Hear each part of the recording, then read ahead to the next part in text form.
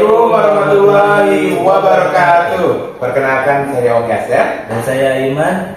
Kembali lagi di acara podcast RSUD Subang. RSUD Subang, Mitra Sehati Menuju Sehat. Podcast RSUD Subang ini diselenggarakan sebagai bentuk kepedulian kami untuk masyarakat Subang dan sekitarnya. Semoga tema-tema yang disajikan di RSUD Subang ini bermanfaat untuk masyarakat Subang dan sekitarnya. Amin ya rabbal alamin. Pada podcast kali ini kita akan membahas mengenai apa Kang? Menjaga kesehatan imun di musim hujan. Tentunya bersama narasumber dokter spesialis kita tercinta, dokter spesialis penyakit dalam. Ada siapa kan? Nama kita kan? Ya, untuk lebih lanjutnya kita tanyakan langsung kepada beliau. Silakan Dok untuk memperkenalkan diri. Ya, terima kasih. Assalamualaikum warahmatullahi wabarakatuh. Perkenalkan, saya Dr. Ningki, spesialis penyakit dalam yang berpraktek di RSUD Subang ini. Terima kasih juga untuk undangan podcast kali ini. Semoga bisa berguna buat masyarakat Subang pada umumnya. Aduh, dokter langsung aja kali ya. Boleh, santai aja kita kali ya.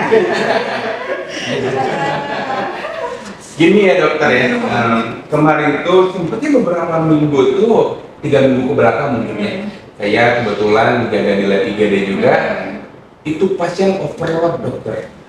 Bertepatan dengan seringnya hujan turun tuh dokter.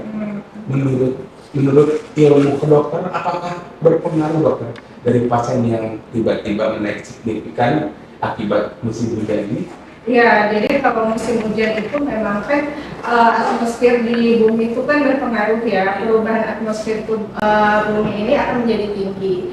Atmosfer tinggi ini akan menyebabkan suhu di lingkungan di bagian sekitar kita itu akan menjadi rendah. Nah, suhu yang rendah ini menyebabkan dia kelembapan udara tinggi. Kelembapan udara tinggi ini akan menyebabkan pertumbuhannya kuman, bakteri, virus, jamur akan meningkat. Jadi kita pun akan mudah terserang penyakit karena kelembapan itu sebenarnya. Menjadikan Kelembapan. Jadi kelembapan itu yang akan memicu pertumbuhan kuman, bakteri, virus, jamur. Oke sudah. Ya, saya pernah dengar cerita kata orang-orang ya. Jadi ketika ini masalah musim hujan, ada anak yang hujan-hujanan selalu dimarahin ibunya.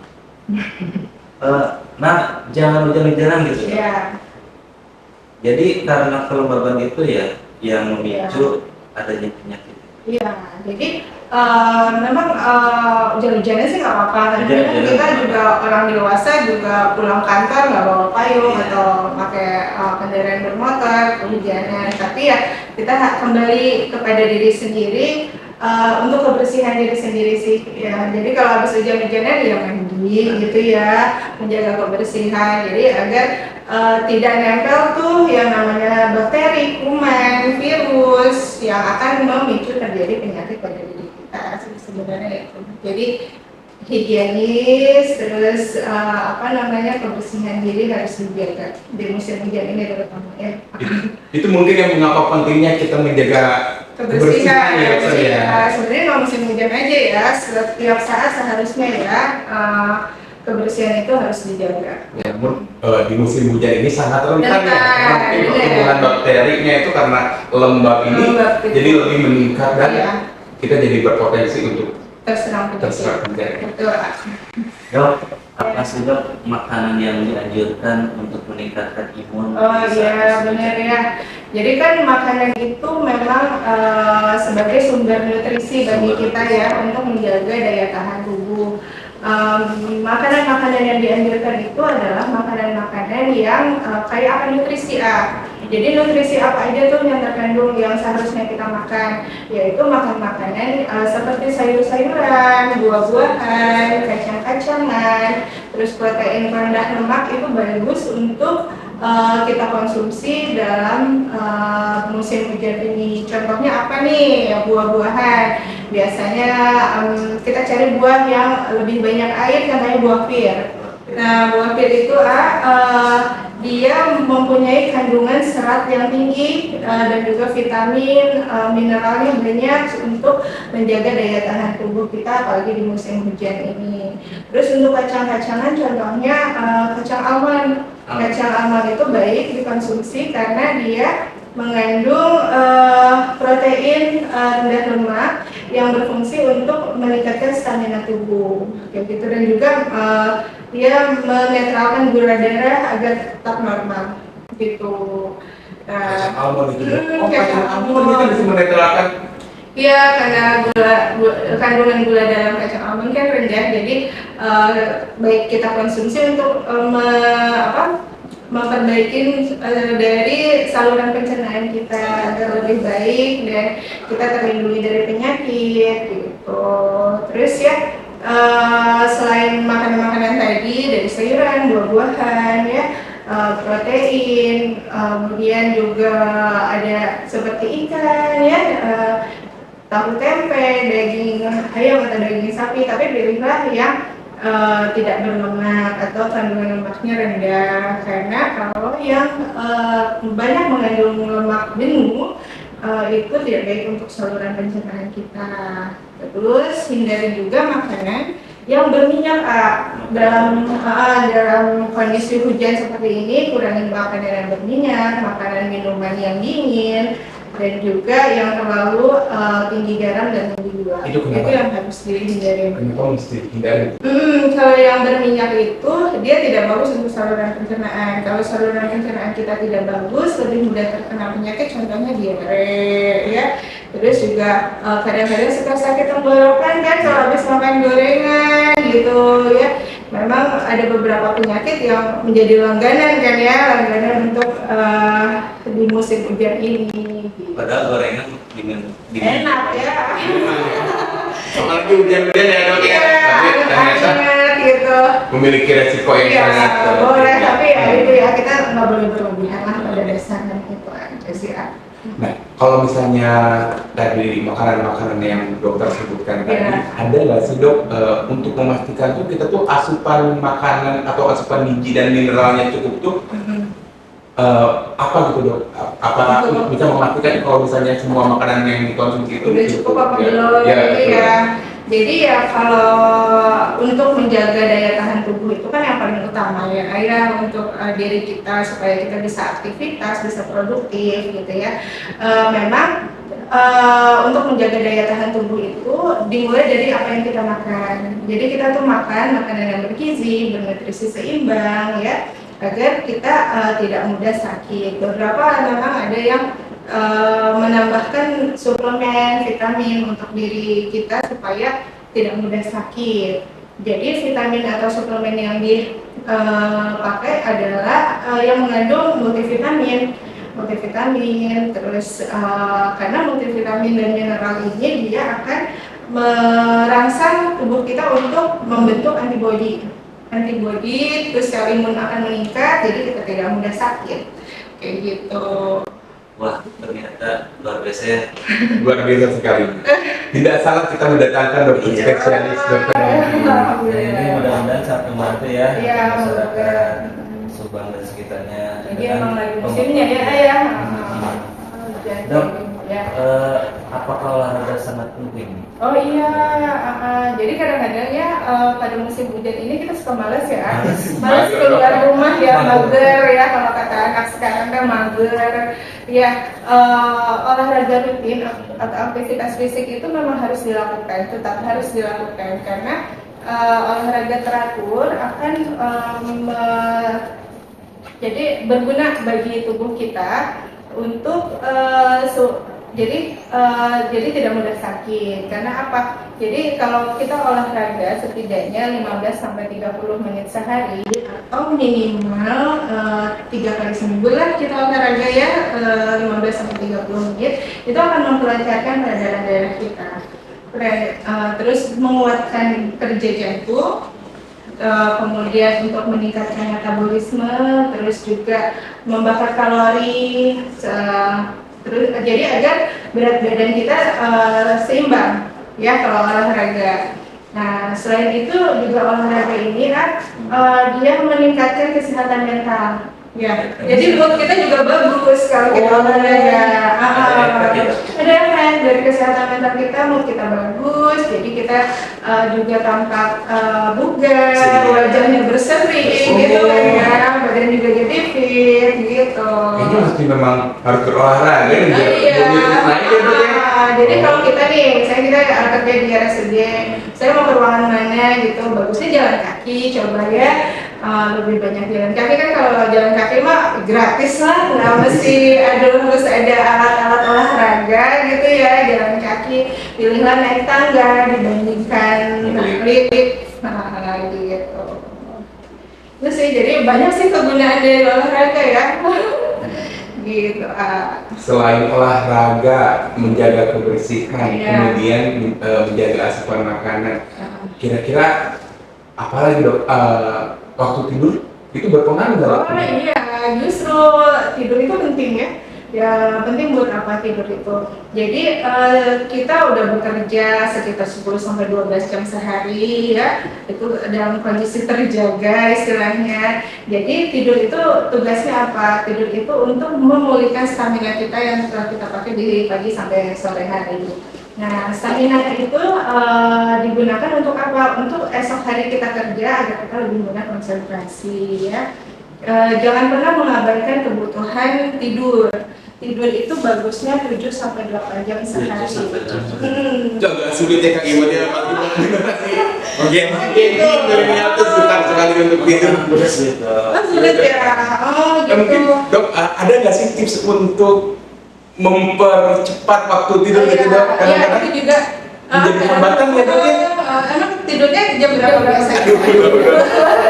Jam 2, jam 12. Oh, gitu. Kebanyakan dari Habis kayaknya dok, banyak apa ya, itu ya game-game. Oh iya benar, game, kadang-kadang main HP Iya, gitu ya. dok. Jadi sebenarnya tadi ya, selain yang tadi saya paparkan, manfaat dari olahraga juga membuat tidur lebih nyenyak. Jadi ya itu kalau kita olahraga, mungkin habis kerja di sore hari kita mau olahraga jalan kaki aja setengah jam sehari, mungkin bisa membantu tidur lebih nyenyak. Jadi kalau bisa kita tidur maksimal itu udah harus tidur tuh jam 11 malam. Karena maksimal. Karena metabolisme organ itu dia setelah jam 11 malam baru beraktivitas di organ tubuh kita untuk membuang racun di jam 11 malam sampai jam 3 pagi, kurang lebih jam 2 sampai jam 3 pagi. Kalau kita tidur lebih dari jam 11 atau sampai jam 2, itu organ kita metabolismenya jelek. Jadi kita tuh mudah lelah, kadang-kadang di pagi hari mudah lelah, tidak konsentrasi, terus kekebalan tubuh juga rendah. Jadi kita gampang terkena penyakit. Gitu. Itu teman-teman jam 11 malam harus sudah tidur karena ada teorinya juga ternyata ya Kak Iman ya. Ternyata dari jam 11 sampai jam 3 ada aktivitas metabolisme itu ya. Benar-benar.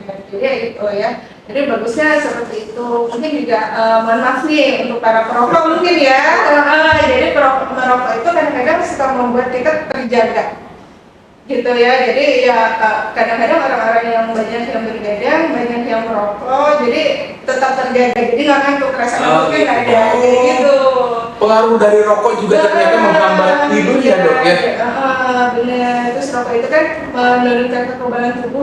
Jadi kita gampang sakit deh kalau misalnya kita udah begadang, merokok lagi gitu maksudnya. Ada dengerin Kang Iman. Ya kalau bisa ya gitu ya.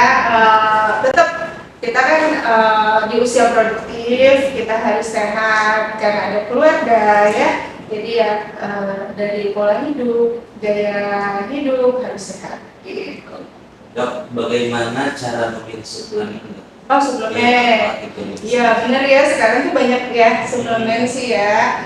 Jadi suplemen itu sebenarnya adalah nutrisi tambahan nutrisi tambahan dari makanan yang sudah kita makan sebagai penyeimbang nutrisi yang kita makan. Jadi kalau misalnya kita ya sudah makan yang bergizi, terus makanan yang seimbang, sudah merasa sehat, Iya. mungkin suplemen itu bukan suatu kewajiban. Oh, bukan Ya. kewajiban. Tapi kalau kita udah makan makanan bergizi, terus pola hidup sehat, tapi kerap sakit, kadang kan kayak gitu ya.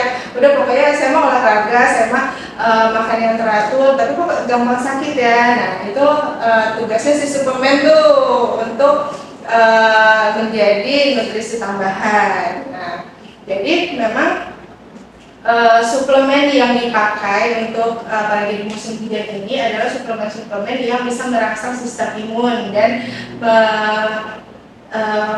merangsang tumbuhnya antibodi dalam tubuh agar tubuh tetap terlindungi dari berbagai penyakit yang sering ya banyak di musim hujan ini. Jadi ya itu suplemen yang mengandung vitamin, mineral, kalsium untuk kesehatan gigi dan tulang, terus zat besi supaya kita tidak anemia, gitu ya. Nah, terus gimana sih cara milih suplemen? Sekarang kan suplemen udah banyak, udah gampang diperoleh di mana-mana, kan ya. Jadi yang pertama itu pilihlah suplemen sesuai kebutuhan, ya, sesuai kebutuhan.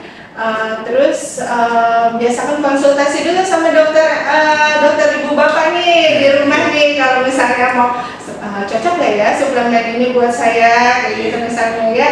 Terus bisa dikonsulkan dengan dokter ibu bapak masing-masing. Terus yang kedua harus ada label BPOM ya, yang ada surat izin edarnya gitu, harus resmi. Jadi jangan sembarang kemakan omongan istilahnya ya. Banyak kalau di warung-warung. Banyak, iya.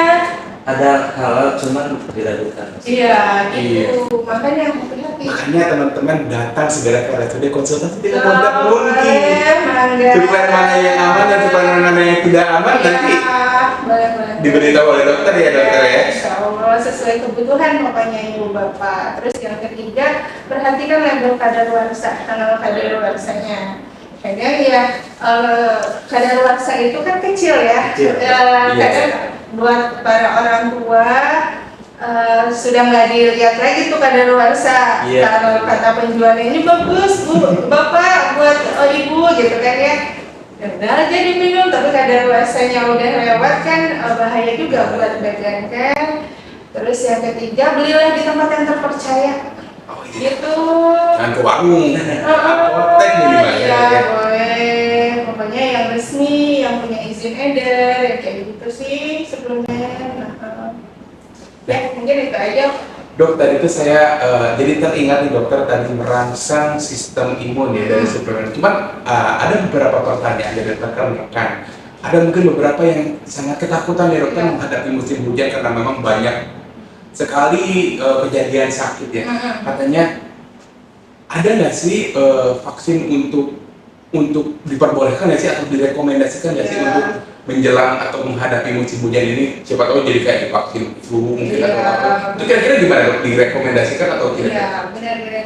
Jadi vaksin itu sebenarnya virus yang dilemahkan. Jadi virus itu dimasukkan ke dalam tubuh untuk apa? Tugasnya untuk menangkal penyakit-penyakit tertentu ya. Jadi untuk musim hujan ini adalah yang paling sering itu batuk, pilek, ya, influenza kayak gitu ya. Nah, jadi dari Kolegium PAPDI dari bagian penyakit dalam memang tahun 2017 itu sudah menyarankan untuk vaksin influenza setahun sekali. Setahun sekali untuk yang usia 19 tahun ke atas. Kadang ada kita khususkan untuk yang resiko tinggi seperti pada pasien geriatri usia 60 tahun ke atas yang sudah terkena influenza, pasien asma, pasien terkena biasanya sih lebih disarankan. Jadi gitu mungkin ya dok, virus yang dilemahkan dimasukkan sehingga merangsang sistem imun. Jadi ketika virus yang kuatnya masuk, sistem imun sudah ready untuk melawannya. Jadi sudah mulai disarankan tuh untuk vaksin influenza satu tahun sekali ya Kang Iman ya? Ini ada ya? Kalau ya di bagian penyakit dalam sih belum ada. Siapa tahu nanti bisa disediakan. Dok, bagaimana menjaga pentingnya kebersihan dok? Ya. Untuk menjaga kita agar tetap sehat. Ya, terutama ini ya. kebersihan yang tadi kan disebutkan kalau musim hujan ini kan kelembapan tinggi itu, ya kelembapan yang tinggi itu bisa nempel di mana aja, hanya si kuman, bakteri, jamur, virus itu bisa nempel di mana aja. Jadi pastikan lingkungan, pastikan diri kita sendiri dulu kondisinya, harus menjaga kebersihan diri, terus juga kebersihan tempat aktivitas kita, ya di rumah, kantor, kan kita kan setiap hari ya, kadang kalau ibu rumah tangga ya di rumah aja, kadang yang bapak produksi di tempat kerja kan, produknya di tempat kerja. Nah, jadi kalau untuk diri sendiri, pastikan kita sering-sering cuci tangan. Sering cuci tangan. Cuci tangan ya, soalnya cuci tangan itu bagusnya kan 60 detik ya, kayak air yang mengalir dan memakai sabun, atau kalau kita di rumah sakit ada hand sanitizer 30 menit. Untuk apa? Kadang-kadang kita nempel di mana aja kita nggak tahu tuh di situ ada apa, ada kuman, bakteri, apa gitu ya. Terus handphone biasanya tuh banyak banget ya, sering banget yang kita pegang tuh. Jadi hindari memegang daerah muka apabila tangan kita tidak bersih. Ya, soalnya dari situ bisa masuk tuh kuman lewat hidung atau lewat mulut ya. Terus sebelum makan juga harus cuci tangan kayak gitu. Terus ya di musim hujan ini kan kerap banjir. Banjir. Oh, Ya, banjir itu kan faktor lingkungan sih sebenarnya. Jadi kita nggak boleh buang sampah sembarangan, karena air banjir yang terkontaminasi itu dia bisa menjadi sarang penyakit. Jadi kita mudah terkena. selain kuman, selain bakteri, ada lagi ya dok nih yang jadi top 5 penyakit ketika musim hujan ini datang? Bu? Ya itu ya virus ya, kayak demam berdarah itu dari kayak gitu. Virus. Intinya virus untuk Iya. masalah musim hujan ini. Iya, hati-hati gitu. Jadi ya, gitu ya, kita harus menjaga kebersihan dari kita sendiri dan juga lingkungan kerja, lingkungan tempat tinggal, aktivitas harus dijaga kebersihan. Gitu sih. Ada nggak dok, kira-kira kan kita sudah mulai harus menjaga imun, ada tidak alarmnya gitu bagi tubuh kita tuh kalau misalnya imun kita tuh sudah mulai menurun gitu, Oh gitu. ada nggak sih dok alarmnya gitu? Atau- Gejala ya. Gejalanya gitu, tanda-tandanya ini kita udah mulai harus waspada nih untuk terus bagaimana ketika alarm itu sudah nyala gitu istilahnya, Iya. pertanda itu sudah nyala, apa yang harus dilakukan dok? Iya benar ya. Jadi gejala yang biasa pada musim hujan ini itu adalah penyakit dari saluran nafas, saluran pencernaan, alergi, kadang-kadang itu sering muncul ya. Jadi gejala-gejala infeksi saluran pernapasan itu bisa mulai dari sakit kepala, rasa tidak enak di badan, kadang-kadang mata berair ya, hidung sering mengeluarkan sekret atau ingus gitu ya, sakit tenggorokan, terus gatal-gatal di kulit ya. Terus ada mencret. Nah, itulah yang biasa terjadi pada pasien-pasien yang infeksi saluran pernapasan. Atau kalau gangguannya di saluran pencernaan, sakit perut, mencret ya. Itu dari bagian saluran pencernaan. Nah, kalau alergi musim hujan, pasien asma suka kadang-kadang serangan asmanya lebih sering. Ya, lebih sering terutama di malam hari karena cuaca dingin. Ya, itu sih sebenarnya alarm-alarm atau gejala yang muncul karena infeksi tadi. Nah, jadi bagusnya 48 jam setelah ada gejala, maksimal 48 jam atau 2 hari setelah ada gejala itu kita harus mendapatkan pertolongan ya. Udah mulai tuh minum obat ya, yang asma pas serangan pakai obat asmanya ya kayak gitu sih. Iya, ternyata maksimal tuh 2 hari ya kang ya, 2 hari itu ya, 2 hari dari mulai timbul gejala harus segera mendapatkan pertolongan. Iya, udah harus minum obat gitu. Ya itu tadi ya, suplemen juga harus dipakai tuh udah kalau udah mulai ada gejala gitu. Dok, kebanyakan ya dok dari musim hujan ini kebanyakan yang konsultasi ke dokter itu kebanyakan dari penyakit. Ya, jadi musim hujan ini kan memang cuacanya dingin ya, kadang-kadang ya pasien asma yang sering ya, terus pasien-pasien dengan infeksi saluran pernafasan, ada batuk, pilek, demam, kayak gitu, sama diare atau mencret gitu, misalnya sih. Berarti ada topik, ada asma, Iya. ada ispa, ada saluran pencernaan ya, biar ada. Dan dok, untuk pasiennya yang kesini, apakah bisa pakai BPJS? Iya. Semuanya pakai BPJS. Iya, jadi kalau misalnya pasien datang asma misalnya ya ke IGD sudah asmanya exacerbasi, maksud exacerbasi itu dia sudah di waktu di rumah sudah 3 kali tapi masih kayaknya Masih berat, ada, masih ya. sesak, langsung ke IGD masih bisa pakai. Diare juga dengan dehidrasi juga bisa. Dan kebanyakan dari kita itu ya dok, alhamdulillah ya, membuka peluang untuk masyarakat Subang dan sekitarnya bisa untuk memakai BPJS. Iya, alhamdulillah. Karena BPJS itu jujur ya kan ya sangat membantu dok, Membantu banget itu mah buat pasien terutama ya. Jadi rekan-rekan tidak perlu khawatir karena sudah Subang bisa memakai BPJS ya, untuk konsultasi atau berobat ya. Betul sekali. Tadi apa aja kan ya, kita sudah ngobrol banyak ya. Ternyata musim hujan ini sangat-sangat berpengaruh ya dokter ya. Banyaknya pertumbuhan kuman dan virus, kemudian juga dokternya sudah menjelaskan bagaimana cara menjaga imunitas. Tadi apa aja kan tadi? Ada makanan. Iya, dari makanan, terus tidur yang cukup, olahraga yang teratur, minum air putih yang cukup, ya. Kemudian Terus menjaga tidur ya dok ya. tidur yang cukup, semuanya harus seimbang ya dan terpenuhi istilahnya. Nah, dari pemaparan dokter tadi, mudah-mudahan bisa membantu nih kan. Amin. Sangat membantu. Sangat membantu. Pasti sangat membantu. Ya, mudah-mudahan yang nonton nanti ibu-ibu, adik-adik mungkin pelajar pas lihat YouTube atau IG RSUD Subang melihat podcast dokter Nengki ya, SPPD spesialis penyakit dalam. mereka lebih menjaga kesehatan di musim hujan ini. Kayaknya waktu kita sudah habis ya. Dulu dokter.